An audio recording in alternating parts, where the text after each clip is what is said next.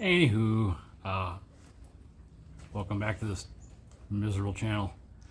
As you can see, it's about 40 degrees and rain, and they're calling for snow squalls this evening.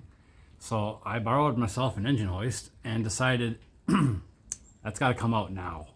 So we're kind of racing with the weather right now because I want that out of the truck, because I do need some hardware and stuff off of it, and I need to get going on cleaning some stuff and some reassembly.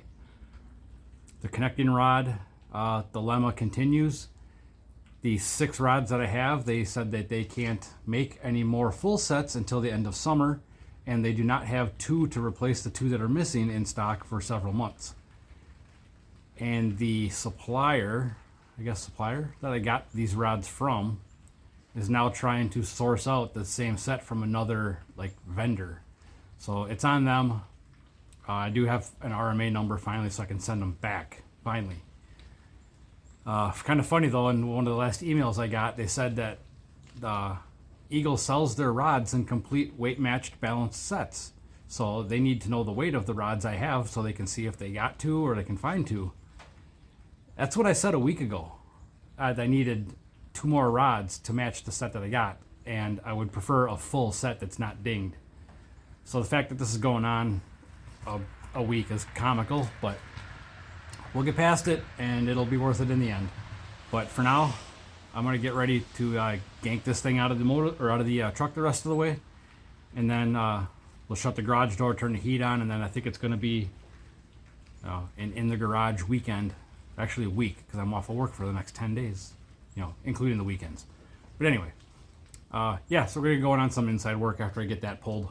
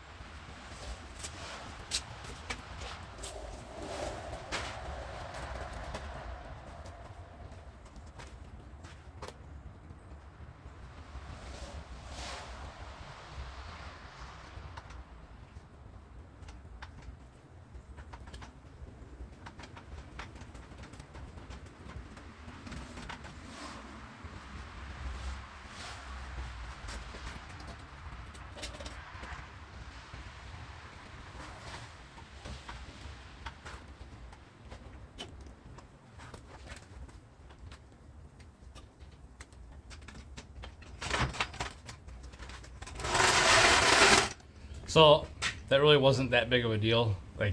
Other than I got a little wet, it's out. And what I'm gonna do now is I want to start tearing this thing down and seeing how bad the inside is. Just curiosity's got me going. But I want to show you guys, because I know in that last video, the hole inside of the block was kind of hard to see. Hole on the inside of the block was kind of hard to see. But now that it's out, I can show you what's really going on. So check this out. So as we can see here, ooh, I need a light. It's adjusting. There's a hole in the bottom of the block that's on the lifter side. And if we come down here, bang, there's my hole. There's some rods in there. Actually, well, there's one rod and there's the bottom of the other one. But just to give you an idea how big it is, she's 4 fingers wide. But now I am going to drain the oil, get the pan off, and I want to see, I didn't tip this motor upside down at all. I want to see what debris is in the bottom of the pan, and I don't see any dents in the pan, which is good. So whatever happened in there, it broke in a hurry, and just, the debris probably went out of the motor.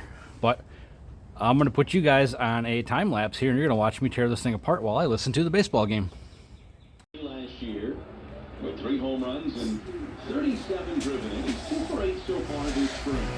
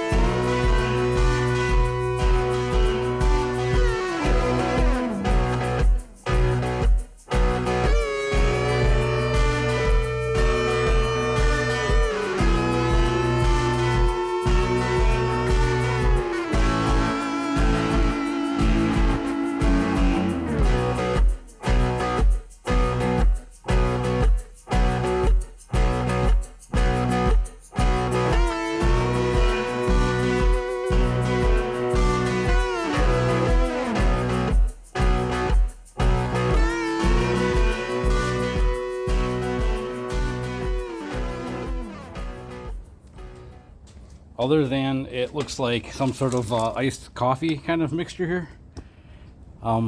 It didn't, oh, it looks like it dinged my windage tray just a little bit here. Got a little dinger in there. But it might still be usable. We'll have to see. But there's some stuff in the pan.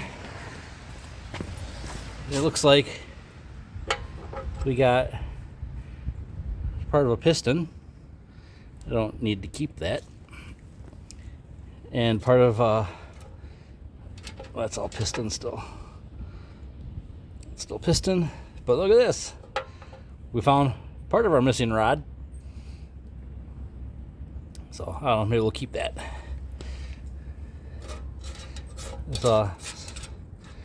It's thick. I'm telling you, if you could smell this, there's some junk.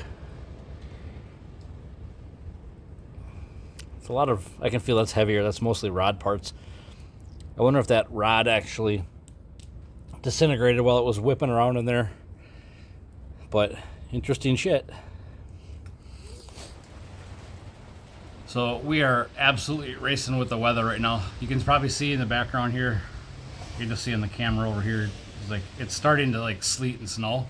So I had got the engine stand inside. I set the block down on that tire, and then I needed to get the cam sprocket off of it and the crank sprocket off of it. So I just kind of flipped her over into the driveway, and I'm going to pull the crank out in the snow right now while we're doing this, and then that block is going to sit outside and get well seasoned and probably go away into the scrap dumpster at work.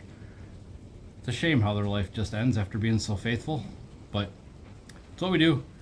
So I'm going to pull that crank out quick, and then it's on to, basically it's all clean and reassemble after this point.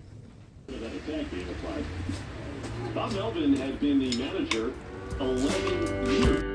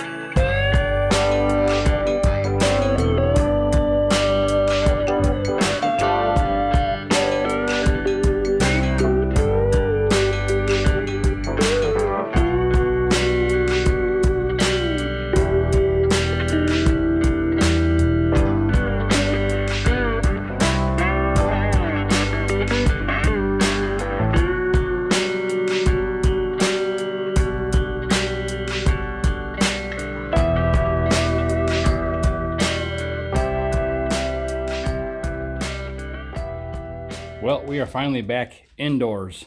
The old block is sitting outside. I got the crank. I kept the old rods and pistons. They're sitting over there. The old rods and pistons. The cam is still good. The lifters are still good. The old rods and pistons, those 7 that are left, I might make something out of them. I'll add to the pile of 6-1 rods that I got. But that crank is actually good. It's been cut. It's 25 under. So if anybody needs a crank already cut for a 5.7, here you go. You can have it. Come get it. But for now, I think I'm going to wrap it up for the night. I've finally got an email back about my rods. And they cannot give me a complete set of 8. They can't get me 2 to finish this order. And they don't have 8 to send me a complete new batch. So, kind of a joke. So we'll see what I end up with. But they finally gave me a number to at least return these. So we'll see if I get a refund on them or not. So that'll be another fight. So that's where I'm going to end this one. That was kind of unplanned to have to smash to get that motor out with the weather changing. The next week doesn't really look that great.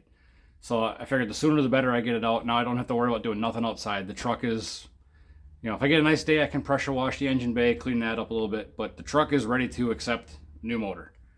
So now I need to make something out of all this pile of mumble jumble going on back here. Again, this rod thing's kind of holding me up. I'll stop complaining about that now. That'll be the last time I mention it until I get new ones. So for now, we're good. We'll come back, and now I'm going to start gapping rings and measuring cranks. I can actually put the crank in, and I can check main bearing oil clearance. So maybe I'll do that, but stick around. We'll see what the next video brings.